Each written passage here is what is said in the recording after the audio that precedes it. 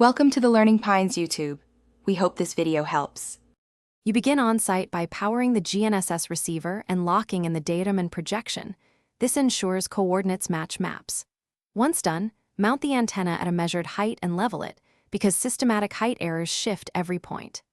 Next, enable RTK or differential correction and start logging NME or raw data for post-processing. That gives redundancy. Make sure to confirm satellite lock and PDOP under acceptable limits, since low geometry reduces accuracy. You now collect the control point coordinates. Position the antenna over the mark, start a timed occupation, and record raw and solution fixes. Do repeats, 3 short occupations or 1 long 300-second sample, to quantify scatter and precision, because repeatability reveals multipath or obstruction bias. Once you have fixes, compare against nearby known marks or base station coordinates to detect offsets.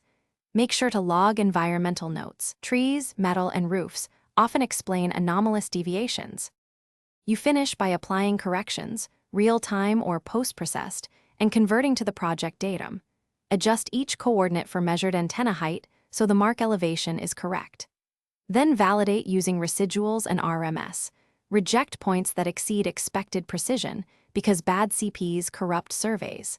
If discrepancies remain, reoccupy the mark with longer sessions, move the antenna off nearby reflective surfaces, or swap receivers to isolate hardware faults.